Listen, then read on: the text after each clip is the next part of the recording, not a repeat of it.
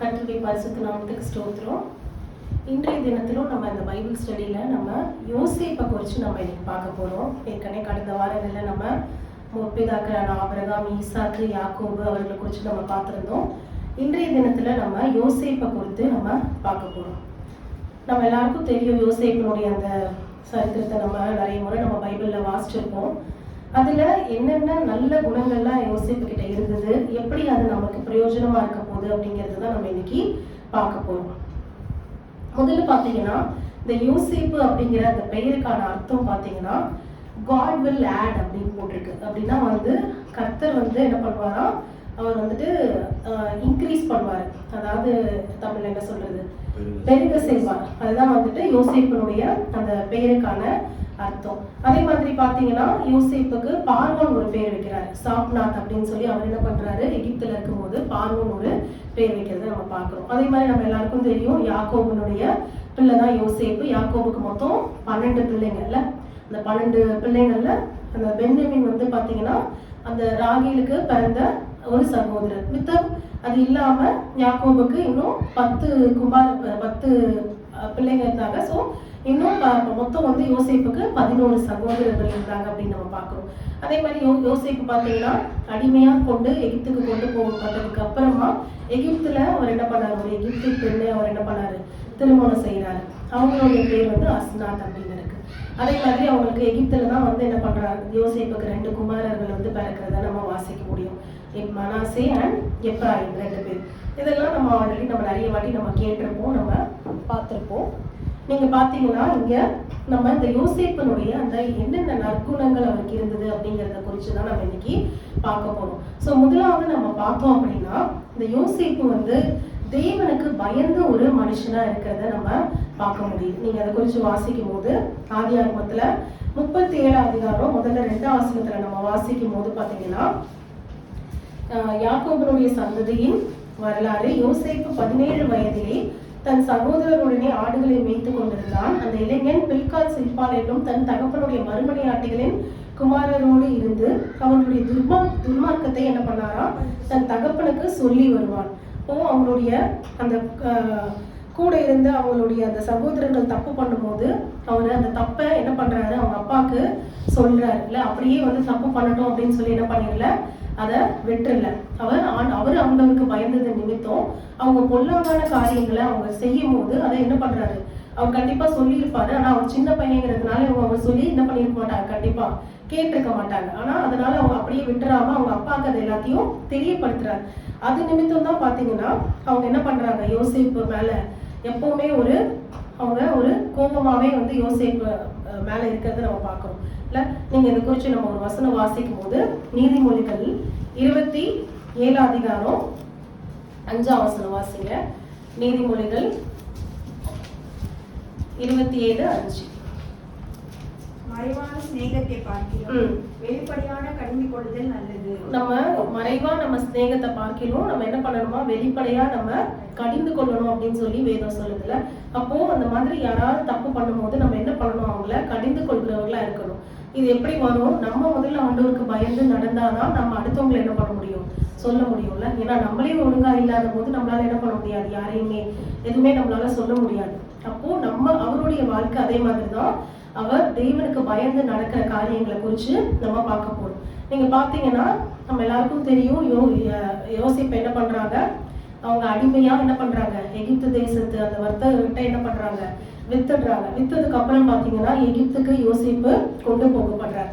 அங்க பாத்தீங்கன்னா போர்த்திபாருடைய வீட்டுல யோசேப்பு இருக்கிறத நம்ம பார்க்கிறோம். இதை குறித்து நம்ம வாசிக்கும் போது 39 அதிகாரத்துல இந்த சம்பவங்களை நம்ம வாசிக்க முடியும். அப்ப கர்த்தர் யோசேப்போடு இருக்கிறதுனால அவர் என்ன பண்றாரு, அந்த போர்த்திபார் எல்லாத்துக்கும் அவர் வீட்டுல அதிகாரியா இந்த யோசேப்பை வைக்கிறாங்கல்ல. ஆனாலும் அந்த இடத்துலயும் யோசேப்புக்கு நிறைய நெருக்கடிகள் அவர் சந்திக்கிறத நம்ம பார்க்கிறோம். அந்த போர்த்திபாருடைய மனைவி என்ன பண்றாங்க, அந்த யோசேப்போட பாவத்துக்கு என்ன பண்றாங்க, அவரை இழுக்கிறாங்க. நீங்க இதை குறித்து வாசிக்கும் போது அவங்க என்ன பண்றாங்க, தினம் என்ன பண்றாங்களா, அவள் நித்தம் யோசேப்போடே இப்படி பேசிக்கொண்டு என்ன பண்றான், அவன் நிர்பந்திக்கிறான்ல. அப்ப அந்த மாதிரி சூழ்நிலையிலையும் யோசேப்பு என்ன சொல்றாரு, நான் எப்படி தேவனுக்கு விரோதமா நான் என்ன பண்ணுவேன், எப்படி நான் பாவம் செய்வேன் அப்படின்னு சொல்லி யோசேப்பு சொல்றத நம்மளால என்ன பண்ண முடியும், பார்க்க முடியுதுல்ல. நீங்க அதை குறிச்சு ஒரு வசனம் வாசிங்க. 39 அதிகாரம்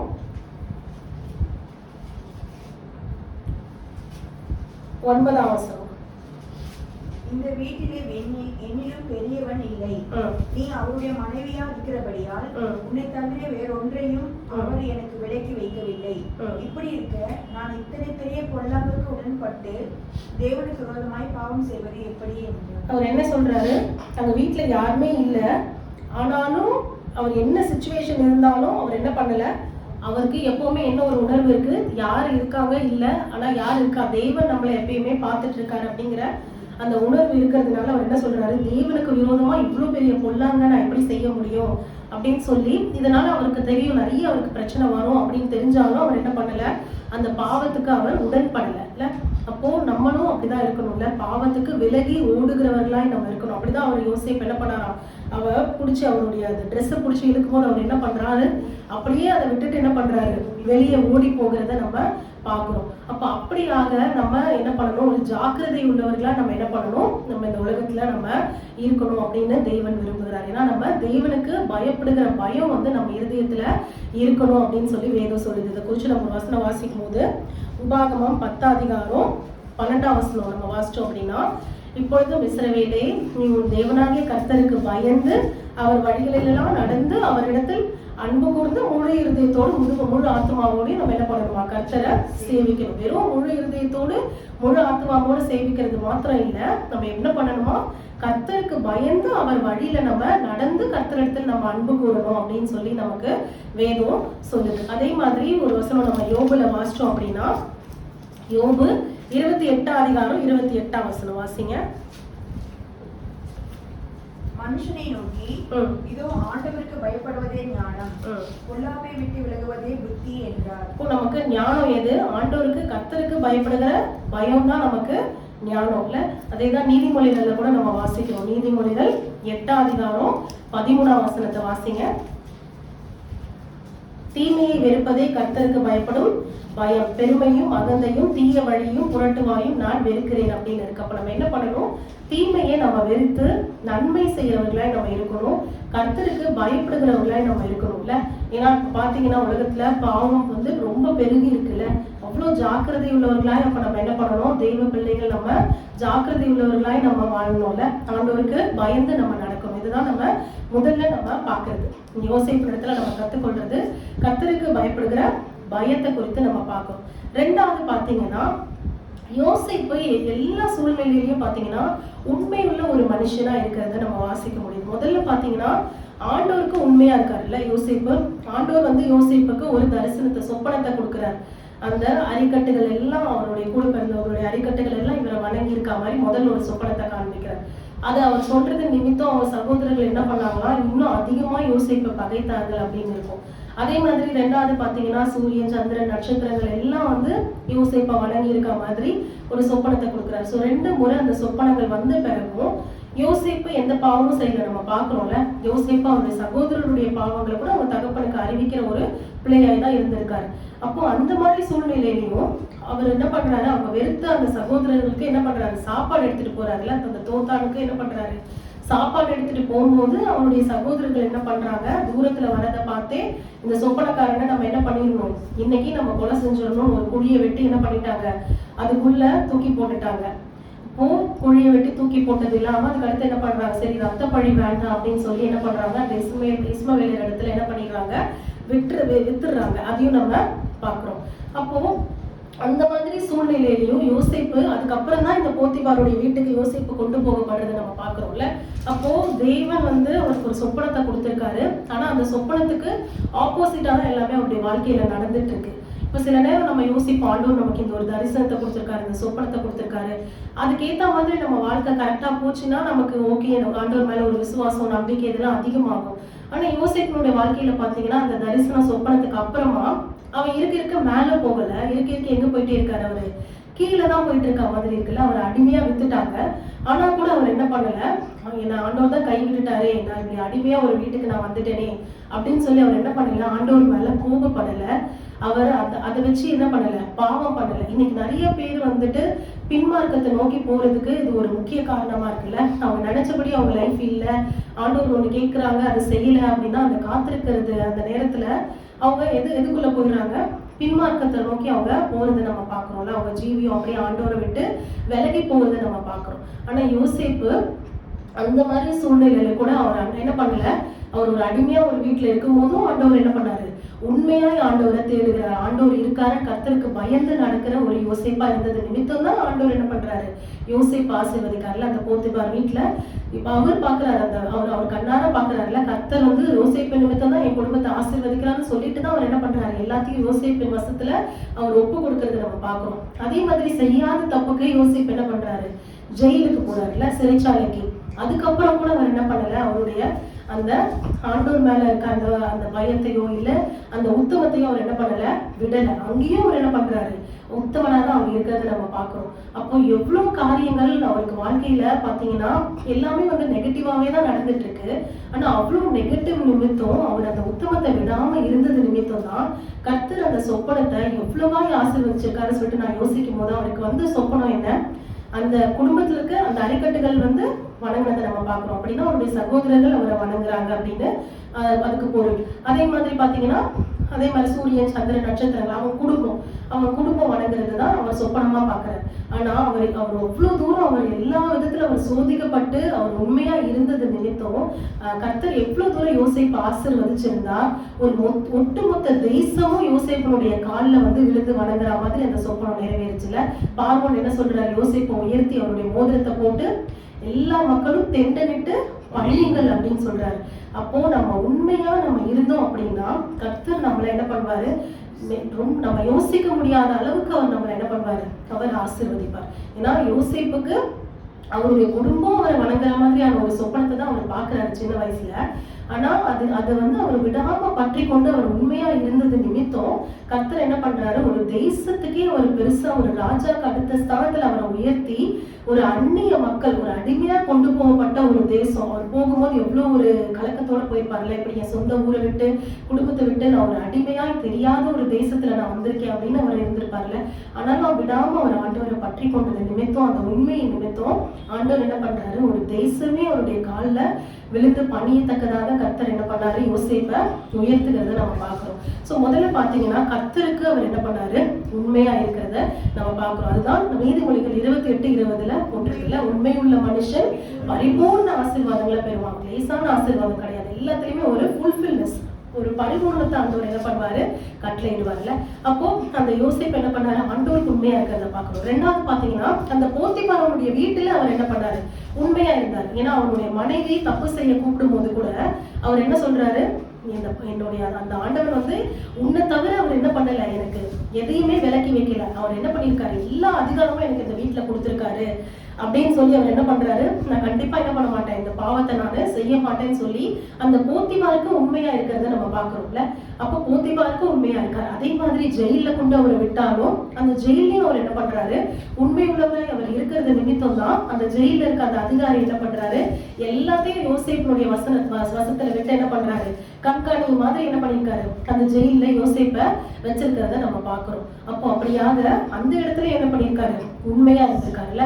இதுக்கப்புறம் பாத்தீங்கன்னா பார்வோனுக்கும் உண்மையா இருந்திருக்காரு. நீங்க பாத்தீங்கன்னா பார்வோன் வந்து ஒரு சொப்பனத்தை வந்து அவருக்கு வரும்போது அதை அர்த்தம் சொல்லும் போது அவர் என்ன பண்றாரு, அந்த பார்வோனுக்கு நிறைய ஐடியாஸ் வந்து அவர் கொடுக்குறாரு இல்ல. அந்த சொப்பனத்துக்கு அர்த்தம் சொல்றது மாத்திரம் இல்ல, இந்த தேசத்துக்கு நீங்க என்ன பண்ணணும், ஞானம் உள்ள ஒரு மனுஷனை நீங்க ஒரு அதிகாரியா வச்சு என்ன பண்ணணும், இந்த விளைச்சல்ல இருக்க அந்த பலனெல்லாம் நீங்க சேர்த்து வைக்கணும் அப்படின்னு சொன்னது மாத்திரம் இல்ல.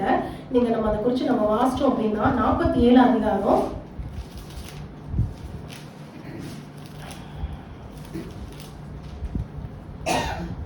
நீங்க பாத்தீங்கன்னா முதல்ல அந்த அந்த பரிபூர்ணமான அந்த வருஷத்துல 7 பரிபூர்ண வருஷத்துல நிறைய விளைச்சல் இருக்கு. அப்ப என்ன பண்றாங்க, எல்லாத்தையும் அவங்க என்ன பண்றாங்க, சேமிச்சு வைக்கிறாங்கல்ல.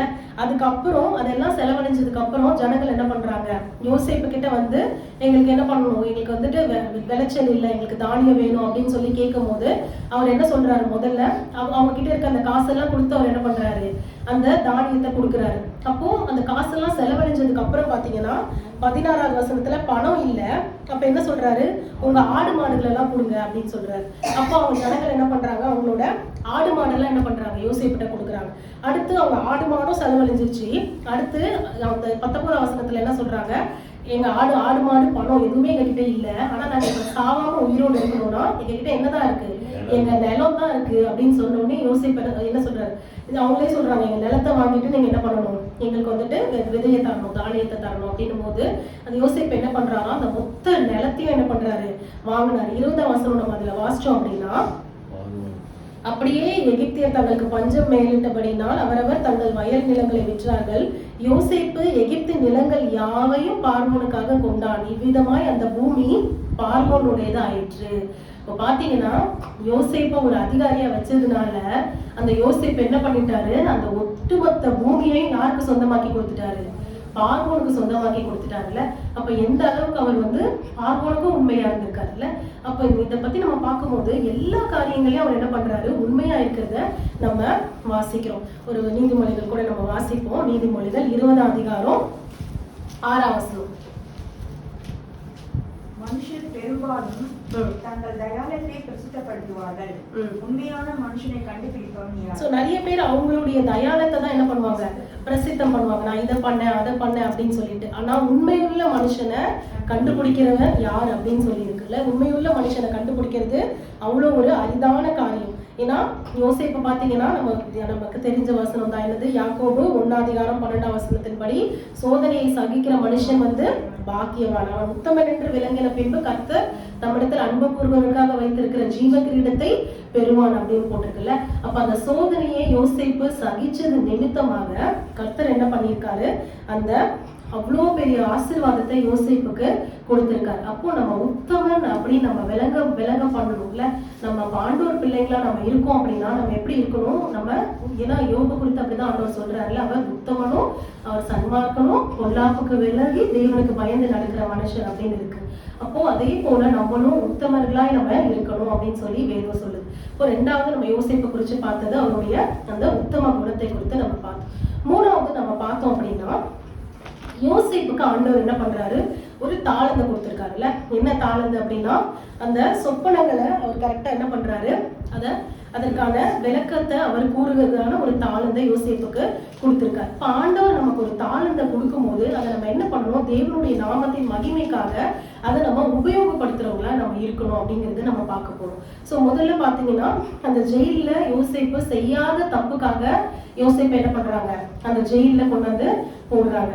அப்போ அந்த மாதிரி ஒரு சூழ்நிலையில தான் பார்வோனுடைய அரண்மனையில இருக்கிற 2 பேர் வந்து அந்த ஜெயில கொண்டு வரப்படுறாங்க. இதை குறித்து நம்ம வாசிச்சோம் அப்படின்னா 40ஆம் அதிகாரம் 6ஆம் வசனத்துல இருந்து நம்ம இது குறித்து வாசிக்க முடியும். இங்க பாத்தீங்கன்னா அந்த எகிப்து ராஜாவுடைய பானபாத்திரக்காரன், அதே மாதிரி சுயம்பாவி, இவங்க 2 பேரும் அந்த பார்வோனுடைய அரண்மனையில வேலை செய்யறவங்க. இவங்க அந்த சிறைச்சாலையில கொண்டு வரும்போது அப்போ அவங்க 2 பேருக்கும் ஒரு சொப்பனம் வரும்போது அவங்க என்ன பண்றாங்களா, காலையில ஒரு கலக்கத்தோடு உட்கார்ந்து இருக்கும் போது 6ஆம் வசனத்துல யோசிப்பு அவங்ககிட்ட போய் என்ன சொல்றாரு, ஏன் கலங்கி இருக்கீங்க, என்ன உங்களுக்கு பிரச்சனை அப்படின்னு சொல்லி கேட்கிறாரு. அவரே பாத்தீங்கன்னா செய்யாத ஒரு தப்புக்காக தான் வந்து ஜெயில இருக்காரு. ஆனா அந்த சூழ்நிலையில அவர் என்ன பண்றாரு, மற்றவர்களுக்காக அவர் என்ன பண்றாரு, ஒரு பரிவு அவருக்கு இருந்திருக்கு, ஒரு கரிசனம் மத்தவங்க மேல இருந்திருக்கு. அதே மாதிரி அவங்க அந்த சொப்பனத்தை இந்த மாதிரி ஒரு பிரச்சனை அப்படின்னு சொன்ன உடனே நமக்கு என்ன போச்சு, நம்மளே செய்யாத தப்புக்கு ஜெயில இருக்கோம், இதுக்கு எதுக்கு நம்ம இவனுக்கு அர்த்தம் சொல்லணும் அப்படின்னு அவர் இல்லைல்ல. அவர் என்ன பண்றாரு, உடனே அந்த சொப்பனங்களுக்கு என்ன பண்றாரு, அர்த்தம் சொல்றாரு. அதே மாதிரி அது நடந்து நிறைவேறுதுல. அதே மாதிரி பார்வோனுக்கு சொப்பனம் வரும்போதும் யோசேப்பு என்ன பண்றாரு, கரெக்டா அதுக்கான அர்த்தத்தை சொல்றது மாத்திரம் இல்ல, அதுக்கான வழியையும் சொல்றாருல்ல. இதெல்லாம் நான் ஏன் பண்ணணும் அப்படின்னு அவர் நினைக்கல.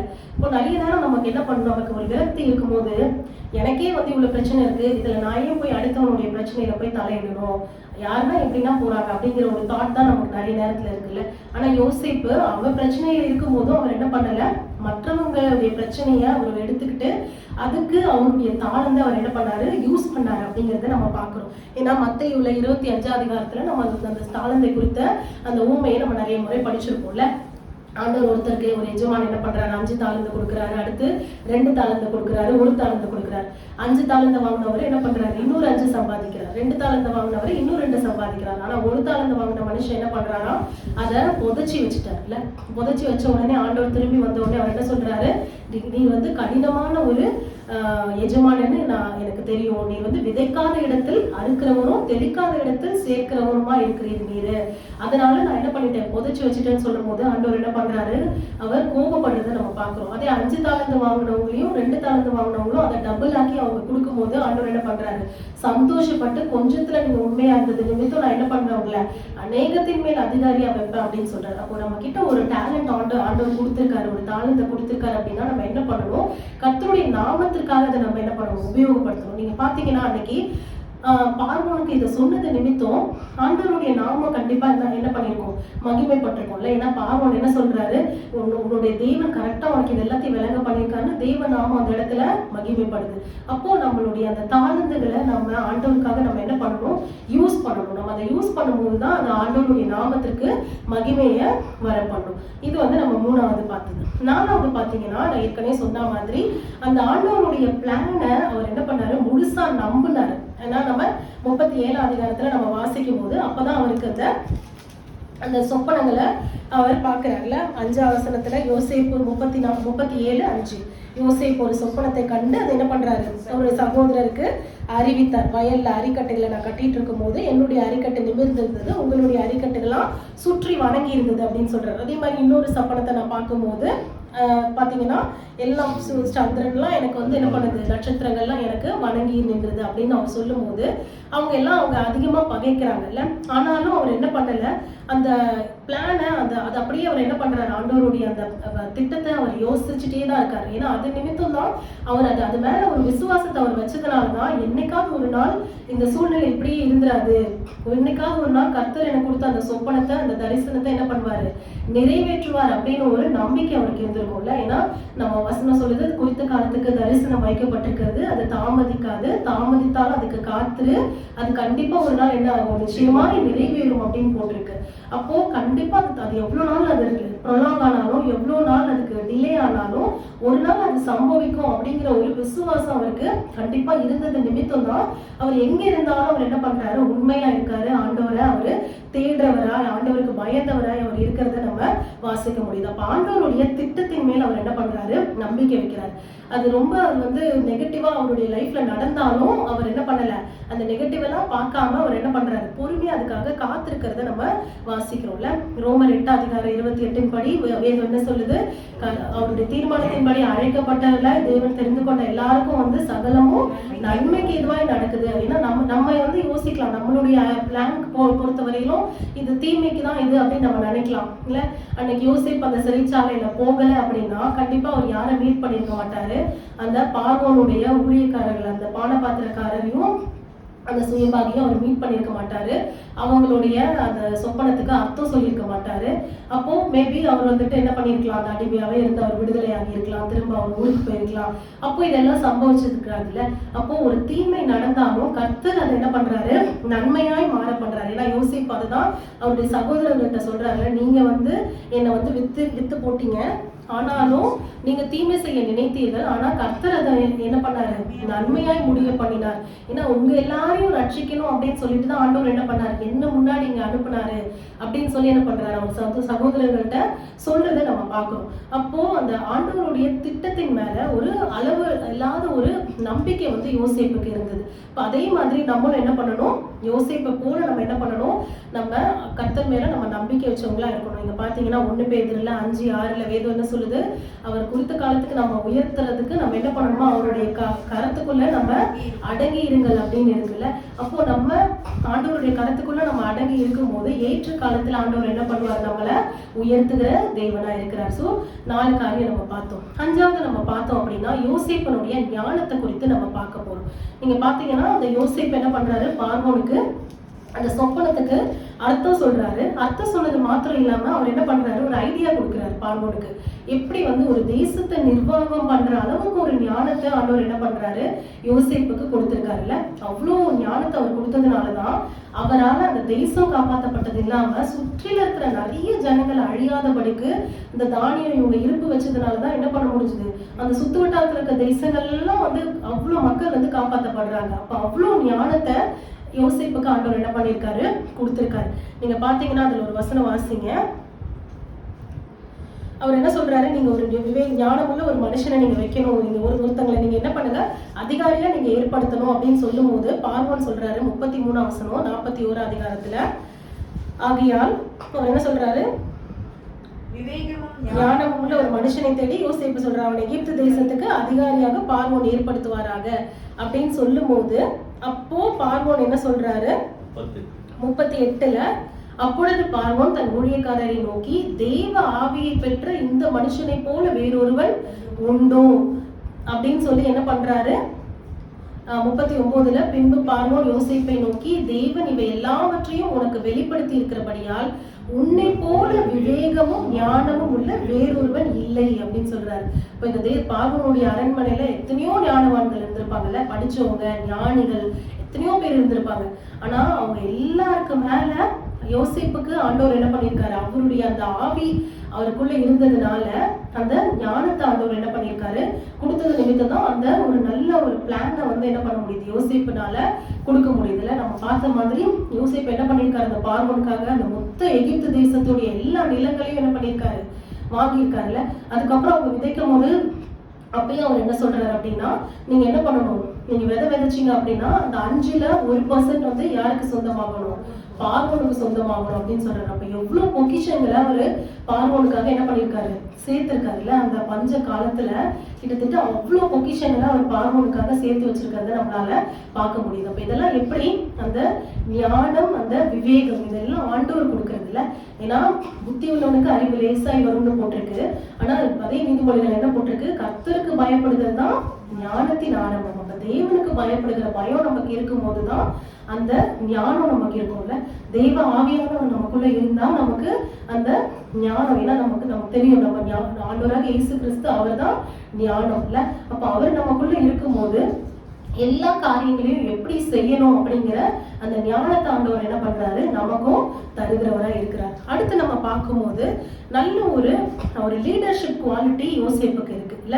அவர் சின்ன வயசுதான் அவருக்கு, ஆனாலும் ஒரு பெரிய தேசத்தையே கட்டி எல்லாத்தையும் அந்த ஆளுகை செய்கிற அளவுக்கு ஒரு நல்ல ஒரு லீடர்ஷிப் குவாலிட்டி அவருக்கு இருக்கிறத நம்ம பார்க்கிறோம். அந்த போத்திபாருடைய வீட்டுல இருந்தாலும் அங்கேயும் என்ன பண்றாரு, அவர் தான் என்ன பண்றாரு, எல்லாத்துக்கும் இன்சார்ஜ் மாதிரி இருக்காருல்ல.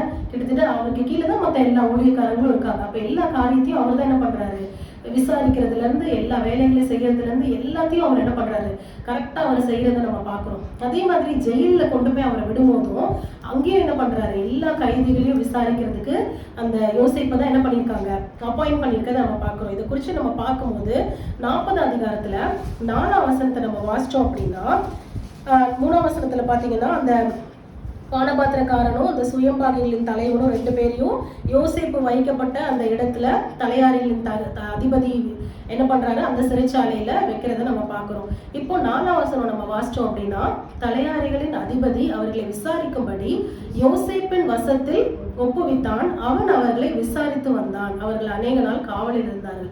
இப்ப யோசேப்பு அங்க என்னவா போயிருக்காரு, கைதியா போயிருக்காரு. ஆனா யோசேப்பு அங்க என்ன பண்ணிட்டு இருக்காரா, அந்த கைதிகளை விசாரிச்சுட்டு இருக்காரு. இன்னைக்கு மோஸ்ட்லி கைதியெல்லாம் யார் விசாரிப்பா, ஒண்ணு இந்த ஜெயில இருக்க வார்டன், அப்படி இல்லாட்டினா அதுக்குன்னு அப்பாயிண்ட் பண்ணிருக்க ஆபீசர்ஸ் இல்லைன்னா போலீஸ், இவங்க தான் என்ன பண்ணுவாங்க, அவங்க என்ன தப்பு பண்ணாங்க எது பண்ணாங்கன்னு என்ன பண்ணுவாங்க, கைதிகளை அதை இன்ட்ராகேட் பண்றது, விசாரிக்கிறது, இதெல்லாம் பண்ணுவாங்க. ஆனா யோசேப்பே ஒரு கைதியா போயிருக்காரு. ஆனா அவர் என்ன பண்றாரா, அங்க இருக்க அந்த கைதிகளை விசாரிச்சு அந்த தீர்ப்பு வழங்குற யாரு என்ன பண்ணிருக்காங்க அப்படின்னு விசாரிக்கிறதுக்கு யோசேப்பு கிட்ட விட்டுருக்காரு. அப்ப எந்த அளவுக்கு வந்து பாத்தீங்கன்னா அந்த ஒரு லீடர்ஷிப் குவாலிட்டி அவருக்கு இருந்திருக்கும் பாருங்க இல்ல. அந்த ஜெயிலையும் அவர் என்ன பண்ணியிருக்காரு, ஒரு நல்ல ஒரு லீடரா இருந்திருக்காரு. அதே மாதிரி ஒரு எகிப்து தேசம் முழுக்க அவர் என்ன பண்ணியிருக்காரு, பார்வோனுக்கு அடுத்த ஸ்தானத்துல இருந்து அதை எல்லாத்தையும் அவர் அந்த 7 பரிபூர்ண வருஷத்துல அவ்வளோத்தையும் அவர் சேர்த்து வச்சது நிமித்தமா தான் அடுத்த 7 பஞ்ச வருஷங்கள் பாத்தீங்கன்னா எல்லாரும் காப்பாற்றப்பட்டார்கள். அப்ப அதுக்கு எவ்வளவு பெரிய அந்த லீடர்ஷிப் குவாலிட்டி வேணும்ல. எல்லாத்தையும் கரெக்டா அதை என்ன பண்ணணும், எல்லாத்தையும் மேனேஜ் பண்ணி அதை எல்லாத்தையும் சேர்த்து வைக்கணும். அடுத்து அதை எல்லாத்தையும் கரெக்டா எப்படி அவங்களுக்கு அதை டிஸ்ட்ரிபியூட் பண்றது, இல்ல வேற வேற கண்ட்ரில இருந்து என்ன பண்றாங்க, இந்த புரிஜாதிகளும் என்ன பண்றாங்க, அவங்கள்ட்ட அந்த தானியம் வாங்குறதுக்காக வராங்க. அப்ப அவங்களுக்கு எவ்வளவு பெர்சன்டேஜ் கொடுக்கணும், அந்த கண்ட்ரி மக்களுக்கு எவ்வளவு எடுத்து வைக்கணும், இது மாதிரி இது எவ்வளவு பெரிய வேலை யோசிச்சா. அப்ப அவ்வளவு காரியத்துக்கும் அவருக்கு அந்த ஞானத்தை ஆண்டவர் கொடுத்து ஒரு நல்ல ஒரு தலைவரா ஆண்டவர் என்ன பண்ணியிருக்காரு, யோசேப்பை உபயோகப்படுத்தி இருக்கிறத நம்ம பாக்குறோம். எல்லா இடத்துலயும் ஒரு நல்ல நல்ல ஒரு தலைவரா யோசேப்பு இருக்கிறத நம்ம பார்க்க முடியுது. அடுத்து கடைசியா 7வது நம்ம வாசிக்கும் போது யோசேப்பு மன்னிக்கிற ஒரு மனுஷனா இருக்கிறத நம்ம பார்க்கிறோம்ல. நீங்க பாத்தீங்கன்னா அவர் செய்யாத தப்புக்கு அவர் தண்டனை அனுபவிக்கும் போதும் அவர் என்ன பண்ணல, அவர் பதவிக்கு வந்த பிறகு நான் போய் யாரையும் பழி வாங்கணும்னு அவர் எதுவும் பண்ண மாதிரி நமக்கு எழுதப்படல. அதே மாதிரி அவருடைய சகோதரர்கள் எந்த அளவுக்கு வந்து அவர் மேல பண்ணாத தப்புக்கு விரோதம் வச்சு அவரை இஸ்மவேல் இடத்துல அவங்க வித்து போட்டாலும் அவங்க ஒரு உதவின்னு சொல்லி வரும்போது யோசேப்பு என்ன பண்ணல, அவங்களுக்கு நான் உதவி செய்ய மாட்டேன் அப்படின்னு சொல்லி அவர் எனக்கு தான் பதவி இருக்கே, நான் எதுக்கு இவங்களை வந்து காப்பாற்றணும், என்னை வந்து அவ்வளவு கஷ்டப்படுத்தி என்னை வந்து அவங்க வித்தவங்க தானே அப்படின்னு சொல்லி என்ன பண்ணல, விரோதம் பாராட்டல. அவங்க எல்லாரையும் மன்னிச்சு என்ன பண்றாரு, அவங்க எல்லாரையும் ஏத்துக்கிறத நம்ம வாசிக்க முடியுது. 45 அதிகாரத்துல அவங்க வந்து யோசிப்பு என்ன பண்றாரா, அந்த எல்லாரும் வந்த உடனே சத்தமிட்டு அழுதார் அப்படின்னு போட்டிருக்குல்ல. அவங்க சகோதரர் எல்லாரையும் பார்த்து அந்த பென்யமீனை அவங்க கூட்டிட்டு திரும்ப வந்தது நிமித்தம் அப்போ யோசிப்பு அவங்களை பார்த்து என்ன பண்றாரு, அவருடைய உள்ளம் என்ன பண்ணுது, இன்னொரு இடத்துல இருக்கும், அவருடைய உள்ளம் வந்து அவங்களுக்காக பொங்கினது அப்படின்னு சொல்லி இருக்கும். அப்போ அந்த அளவுக்கு அவங்க மேல ஒரு அன்பை என்ன பண்ணியிருக்காரு, யோசேப்பு காமிச்சிருக்காரு. அதே மாதிரி 50ஆம் அதிகாரத்துல கூட நம்ம வாசிக்கும் போது யாக்கோபு அவங்களுடைய தகப்பனார் இறந்ததுக்கு அப்புறமா அவங்க சகோதரர்கள் என்ன பண்றாங்க, அவங்க பயப்படுறாங்க. யாக்கோபு இறந்துட்டாரு, இதுக்கப்புறம் யோசேப்பு தான் இந்த நாட்டுல பெரிய அதிபதியா இருக்கான், அவன் நினைச்சா நம்மளையும் நம்ம குடும்பத்தையும் என்ன பண்ணலாம், ஈஸியா பழி வாங்கிடலாம், ஒண்ணுமே இல்லாம அழிச்சிடலாம். அப்போ அப்படின்னு சொன்ன உடனே அவங்க என்ன பண்றாங்க, யாக்கோபு மரணம் அடைகிறதுக்கு முன்னாடி அவர் வந்து என்கிட்ட சொன்னாரு அப்படின்னு சொல்லி என்ன பண்றாங்க, யோசேப்பு கிட்ட சொல்றாருல்ல. இங்க பாத்தீங்கன்னா 16ஆம் வசனத்துல, உம்முடைய சகோதரர் உமக்கு பொல்லாக செய்திருந்தாலும் அவர்கள் செய்த துரோகத்தையும் பாதகத்தையும் நீ தயவு செய்து மன்னிக்க வேண்டும் என்று உங்களுடைய தகப்பனார் மரணம் அடையும் முன்னே உங்களுக்கு சொல்லும்படி கட்டளையிட்டாங்க. சாவறதுக்கு முன்னாடி சொல்லிட்டு செத்தாரு, நீங்க வந்து என்கிட்ட வந்து விரோதமா இருக்கக்கூடாது அப்படின்னு சொல்லிட்டு செத்தாரு அப்படின்னு சொல்றாங்க. அப்ப அதை கேட்ட உடனே பாத்தீங்கன்னா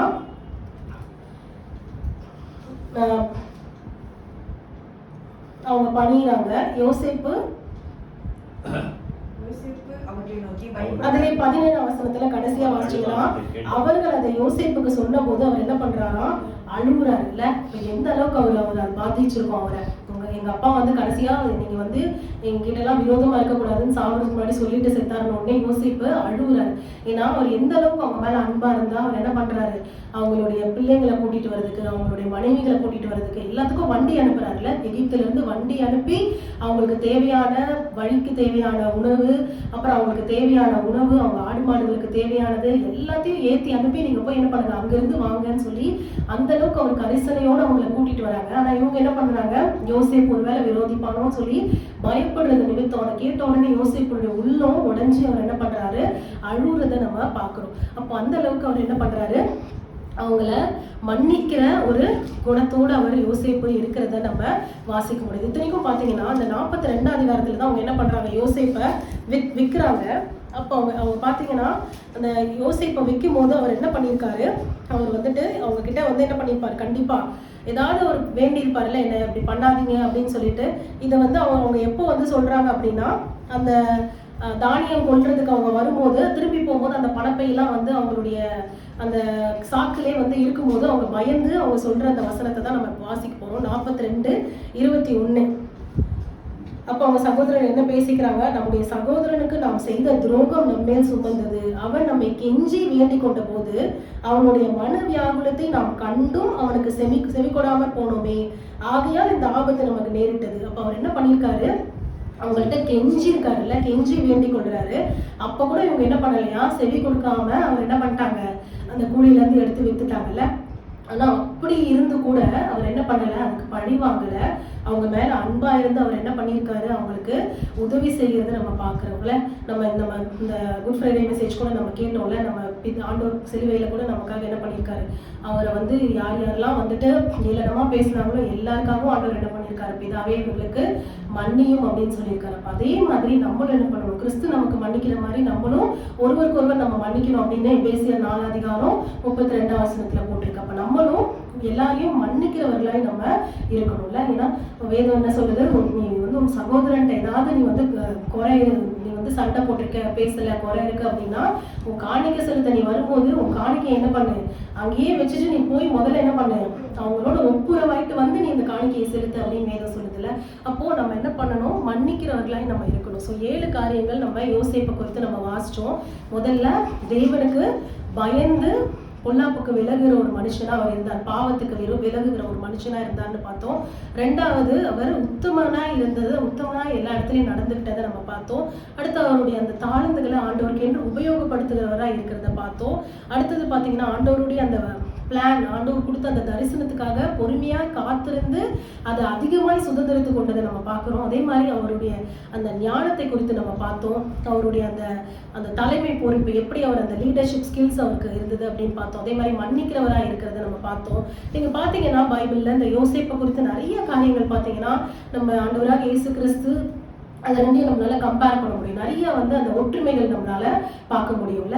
அது வந்து நம்ம சுருக்கமா ஒரு 5 நிமிஷத்துல நம்ம பார்த்து முடிச்சிடலாம். முதல்ல நம்ம பார்த்தோம் அப்படின்னா ஆதியாகமம் 37:3 நமக்கு தெரியும், யாக்கோபுக்கு யோசேப்பு வந்து ஒரு யாக்கோபு ரொம்ப நேசிச்ச ஒரு மகனா யோசேப்பு இருந்தாருல்ல. ஏன்னா யாருக்கும் கொடுக்காத ஒரு ஸ்பெஷலா என்ன பண்றாரு, ஒரு பல வருடமான ஒரு அங்கேயே யோசேப்புக்காக என்ன பண்றாரு, அவரு செஞ்சு கொடுக்கறத நம்ம பார்க்கிறோம். அப்ப மொத்தம் 12 பிள்ளைங்க இருந்தாலும் அவர் யாரை ரொம்ப ஸ்பெஷலா அவர் வந்து பாக்குறாரு, யோசேப்பை. ஏன்னா அந்த யோசேப்பு இறந்துட்டான்னு கேள்விப்பட்டு அவர் என்ன பண்றாரா, அவர் அவ்வளவு தூரம் அவர் வந்து மனஸ்தாபப்பட்டு அவர் என்ன பண்ணல, யாரும் அவரை தேற்றுறது கூட அவர் இடம் கொடுக்காம அந்த துக்கத்திலே தான் அவர் இருந்திருக்காருல்ல.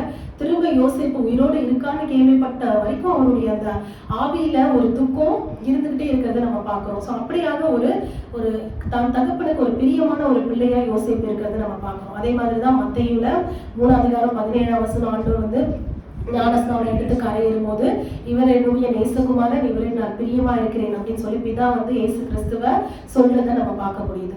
அப்போ அந்த ஒற்றுமையை நம்ம பார்க்கிறோம். அடுத்து அதே மாதிரி பாத்தீங்கன்னா யோசேப்பு என்ன பண்ணல, பாவம் செய்யல. கிட்டத்தட்ட நம்ம இது வரைக்கும் வாசிச்சோம், எந்த ஒரு இடத்துலயுமே வந்துட்டு யோசேப்பு வந்து நெகட்டிவா அவர் பாவம் பண்ணதை நம்ம பார்க்க முடியல. அப்போ அவர் வந்து எந்த ஒரு இடத்துலயுமே என்ன பண்ணல, பாவம் பண்ணாம தேவனுக்கு பயந்து அவர் நடக்கிற ஒரு மனுஷனா இருந்திருக்காருல்ல. பாவம் அவரை நோக்கி வரும்போது கூட அவர் என்ன பண்றாரு, அதை விட்டு விலகி ஓடி போறவரா இருக்கிறாருல. 39 அதிகாரத்துல நம்ம அந்த சம்பவத்தை வாசிச்சோம். அப்ப அப்படியாக அவர் இருந்தார். அதே மாதிரிதான் ஆண்டவராக இயேசு கிறிஸ்துவும் அவர் என்ன பண்ணல, எந்த பாவமும் அவர் பண்ணாம நமக்காக அவர் உயிரோடு இங்க வாழ்ந்த காலத்துல அவர் என்ன பண்ணாரு, மனுஷனா தான் அவர் இருந்தாரு. ஆனாலும் அவர் என்ன பண்ணல, எந்த பாவமும் பண்ணாம அவரை பரிசுத்தமாய் காத்து கொண்டதை நம்ம பார்க்கிறோம். நம்மளுடைய பாவங்களை தான் பிதா என்ன பண்ணாரு, அவர் மேல சுமத்துறத நம்ம வாசிக்க முடியும். ஒரு வசனம் வாசிங்க, எபிரேயர் 4 அதிகாரம். அவர் நமக்காக பாவமாக்கப்பட்டார் அப்படின்னு இருக்கு. எபிரேயர் 4 அதிகாரம் 15 வசனம். நம்முடைய பலவீனங்களை குறித்து கருத்திருக்க கூடாத பிரதான ஆசாரியர் நமக்கு இராமல் எல்லா விதத்திலும் நம்மை போல சோதிக்கப்பட்டும் பாவம் இல்லாதவரா இருக்கிற பிரதான ஆசாரியரே நமக்கு இருக்கிறார். நம்ம போல அவரும் வந்து சோதிக்கப்பட்டார்ல. இன்னைக்கு யோசேப்பு எப்படி சோதிக்கப்பட்டாரோ பாவத்துக்கு, அதே மாதிரி அவரும் நிறைய இடத்துல சோதிக்கப்பட்டாரு. ஆனாலும் அவர் என்ன பண்ணல, பாவம் செய்யல. சோதிக்கப்பட்டும் அவர் பாவம் செய்யாம அவர் என்ன பண்ணியிருக்காரு, அவரு தன்னை காத்து கொள்றதை நம்ம பார்க்கிறோம். அதே மாதிரி பாத்தீங்கன்னா யோசேப்பு ஆதியாகமம் 37 அதிகாரம் 28 வசனத்துல 20 வெள்ளிக்காசுக்கு யோசேப்பு அவருடைய சகோதரர் என்ன பண்றாங்க, விற்கிறத நம்ம பார்க்க முடியுது. அதே மாதிரி ஆண்டவராக இயேசு கிறிஸ்து பாத்தீங்கன்னா மத்தேயு 26 அதிகாரம் 15 வசனத்துல யூதாஸ் வந்து அவரை காட்டி கொடுக்கறதுக்காக எவ்வளவு வாங்கியிருக்காரு, 30 வெள்ளிக்காசு என்ன பண்ணியிருக்காரு, யூதாஸ் வாங்கியிருக்கிறத நம்ம பார்க்க முடியுது. அடுத்து பாத்தீங்கன்னா அதே மாதிரி யோசேப்பு தான் செய்யாத ஒரு குற்றத்துக்காக அவர் என்ன பண்ணாரு, பழி சுமத்தப்பட்டு அவர் சிறைச்சாலைக்கு போறதை நம்மளால பார்க்க முடியுது. 39 அதிகாரம் 20 வசனம் ஆதியாகமத்துல. ஆண்டவரும் அதே மாதிரிதான், அவர் எந்த பாவமும் செய்யல. ஆனா நம்மளுடைய பாவங்களுக்காக அவர் என்ன பண்ணாரு, சிலுவையில நமக்காக சுமக்கிறத நம்ம பார்க்க முடியுது. ஒரு வசனத்தை அதுக்கு வாசிங்க, 2 கொரிந்தியர் 5 அதிகாரம் 21 வசனம். 2 கொரிந்தியர் 5:21. தேவனுடைய நீதியாகும்படிக்கு பாவம் அறியாத அவரை நமக்காக பாவமாக்கினார். ஆண்டவர் நமக்காக நம்மளுடைய பாவங்கள் என்ன பண்ணாரு, சுமந்து கொண்டார்ல. நமக்கு சமாதானத்தை உண்டு பண்றதுக்காக அவர் என்ன பண்ணாரு, ஆக்கினைக்குள்ளாக தீர்க்கப்பட்டார் அப்படின்னு நம்ம ஏசாயால வாசிக்கிறோம். அப்போ நம்ம செய்யாத பாவத்துக்காக அவர் செய்யாத பாவத்துக்காக, நம்மளுடைய பாவத்துக்காக அவர் வந்து ஒப்பு கொடுக்கப்பட்டார். அதே மாதிரி நம்ம அந்த கடைசியா யாக்கோபு வந்து மரிக்கிறதுக்கு முன்பாக அவர் என்ன பண்றாரு, எல்லா பிள்ளைகளையும் கூப்பிட்டு ஆசீர்வதிக்கிறார். ஆசீர்வதிக்கும் போது யோசேப்பை என்ன சொல்றாரு அப்படின்னா, ஆதியாகமம் 49 அதிகாரம் 22 வசனத்துல யோசேப்பு கனிதரும் செடி அப்படின்னு சொல்றாருல்ல. சோ கனித்தர்ற ஒரு திராட்சை செடி. அப்போ அதே போலதான் ஆண்டவர் பாத்தீங்கன்னா, ஆண்டவராக இயேசு கிறிஸ்து நம்ம யோவான் 15 அதிகாரம் 1 வசனத்துல வாசிக்கும் போது நானே திராட்சை செடி அப்படின்னு சொல்றாருல்ல. நீங்க வந்து கொடிகள், நீங்க என்ன பண்ணணும், என்னில் நிலைத்திருந்தா நீங்க மிகுந்த கனிகளை கொடுப்பீர்கள் அப்படின்னு இருக்கு. அப்போ ஒரு யோசேப்பு ஆண்டவர்ல நிலைச்சிருந்தது நிமித்தம் தான் அவர் வாழ்க்கையில மிகுந்த கனிகளை கொடுக்க முடிஞ்சது. அப்ப அதே மாதிரி நம்மளும் ஆண்டவர்ல நிலைச்சிருக்கும் போது நம்மளையும் என்ன பண்ணுவோம், கனி கொடுக்கிறவர்களாய் இருப்போம். அதே மாதிரி நம்ம மன்னிப்பை குறித்து பார்த்தோம், யோசேப்பு எப்படி அவருடைய சகோதரர்களை மன்னிச்சாருன்னு. அதே மாதிரி நான் சொன்னேன், லூக்கால 23:34 ஆண்டவர் சிலுவைக்கு போறதுக்கு முன்பாக அவர் சிலுவையில என்ன பண்றாரு, பிதாவே இவர்களுக்கு மன்னியும் அப்படின்னு சொல்லி என்ன பண்றாரு, நமக்காக வேண்டுதல் செய்யறாருல. எல்லா இடத்துலயும் அவர் என்ன பண்றாரு, மன்னிக்கிற ஒரு தெய்வனா இருக்கிறார். அடுத்து கடைசியா நம்ம வாசிக்கும் போது ஆதியாகமத்துல 37 அதிகாரத்துல இவங்க என்ன பண்றாங்க, யாக்கோபுக்கு அந்த யோசேப்பு வந்து மரிச்சிட்டாரு அப்படின்னு சொல்லி தான் என்ன பண்றாங்க, போய் அறிவிக்கிறாங்க. அதுக்கு அவங்க என்ன பண்றாங்க, 37 அதிகாரம் 31 வசனத்தை வாசிக்கும் போது யோசேப்பின் அங்கியை எடுத்து ஒரு வெள்ளாட்டுக்கடாவை அடித்து அந்த அங்கியை ரத்தத்திலே தோய்த்து அவங்க என்ன பண்றாங்க, போய் யோசேப்பு கிட்ட இது வந்து உங்களுடைய குமாரனுடைய அங்கியா அப்படின்னு பாருங்க அப்படின்னு சொல்றாங்க. அந்த அங்கியை என்ன பண்றாங்க, ரத்தத்துல அந்த தோய்க்கிறத நம்ம பார்க்க முடியுது. அதே மாதிரி பாத்தீங்கன்னா வெளிப்படுத்தல் 19 அதிகாரம் 13 வசனம் வாசிச்சோம் அப்படின்னா, வெளிப்படுத்தல் 19:13 ரத்தத்தில் துவைக்கப்பட்ட வஸ்திரத்தை தரித்திருந்தார், அவருடைய நாமம் தேவனுடைய வார்த்தை என்பதை நம்ம எல்லாருக்கும் தெரியும். தேவனுடைய வார்த்தை அப்படின்னா அது யாரு, ஆண்டவராகிய இயேசு கிறிஸ்துவை குறிக்கிறது இல்லை. ஏன்னா ஆதியிலே வார்த்தை இருந்தது, அந்த வார்த்தை தேவனிடத்தில் இருந்தது, அந்த வார்த்தை தேவனா இருந்தது அப்படின்னு நம்ம ஆண்டவராகிய இயேசு கிறிஸ்துவை குறித்து பார்க்கிறோம். அப்ப அவருடைய அந்த வஸ்திரம் பாத்தீங்கன்னா ரத்தத்துல துவைக்கப்பட்டிருக்கிறத நம்ம பார்க்கிறோம். ஸோ கிட்டத்தட்ட ஒரு 7 சிமிலாரிட்டிஸ், 7 ஒற்றுமைகளை நம்ம பார்க்கிறோம்ல. ரெண்டு பேருமே பாத்தீங்கன்னா அவருடைய தகப்பனால சிநேகிக்கப்பட்ட ஒரு பிள்ளையா இருக்காங்க. அதே மாதிரி பாவத்துக்கு விலகி இருக்கிறதா இருக்கட்டும், இவர் வந்து 20 வெள்ளிக்காசுக்கு விற்கப்படுகிறார், ஆண்டவர் வந்து 30 வெள்ளிக்காசுக்கு காட்டி கொடுக்கப்படுகிறத நம்ம பார்க்கிறோம். அதே மாதிரி செய்யாத தப்புக்காக அந்த பழிய என்ன பண்றாங்க, ஏத்துக்கிட்டு அவங்க இருக்கிறத நம்ம பார்க்கிறோம். நெக்ஸ்ட் யோசேப்பு வந்து பாத்தீங்கன்னா கனிதரும் செடின்னு இருக்கு. அதே மாதிரி ஆண்டவராக இயேசு கிறிஸ்து அவர் சொல்றாரு, நானே மெய்யான திராட்சை செடி அப்படின்னு சொல்றாரு.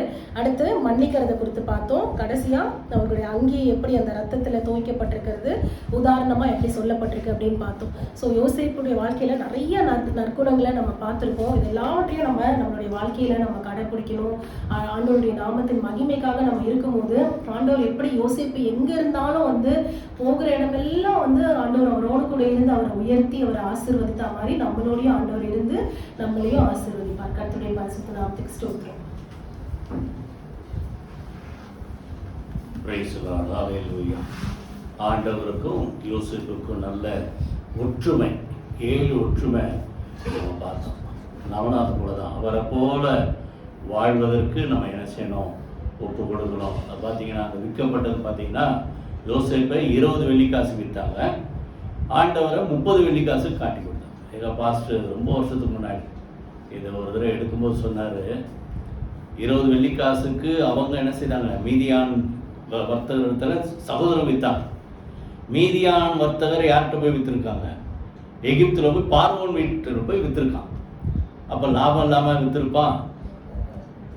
20க்கு வாங்கினவன் அவன் 10 ஆட் பண்ணி லாபம் வச்சு 30க்கு தான் என்ன செஞ்சுருப்பான், வித்திருப்பாடு. அதே போல் நிறைய ஒற்றுமை. அதே போல் இன்னைக்கு ரொம்ப என்னை தொட்டதுன்னா உண்மை உள்ள ஒரு மனுஷன். எந்த இடத்துல இருந்தாலும் தகப்பனுக்கு உண்மையாக இருந்ததால் தான் கூட பிறந்த சகோதரர்கள் தப்பு செய்யும்போது தகப்பன் சொல்கிறார். 2வது அடிமையாக விற்கப்பட்ட போத்திபார் வீட்டில் உண்மையாக இருந்தான். 3வது சிறைச்சாலையில் உண்மையாக இருந்தான்.